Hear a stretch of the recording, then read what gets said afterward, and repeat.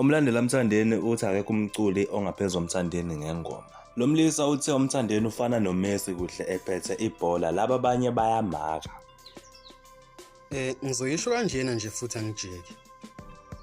Yabona angiyena umhlazi kaMaskandi impela kodwa yabo indlela okume ngayo kaMaskandi njengamanje kunje. uMthandeni yena umuntu ophethe ibhola. Bonke lolu quqaba lolu lwabanye abaculi liyamaka.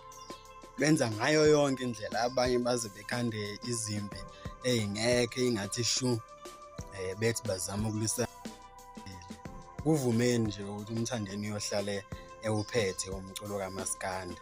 Yabo futhi indlela eshisa ngayo ayi makuwukuthi khona umculi enithi ungaphezulu kwaMthandeni, mletheni la evele eyikhulumelene nezichaba futhi yimi ngosibanibani wakabani ngaphezulu kwaMthandeni.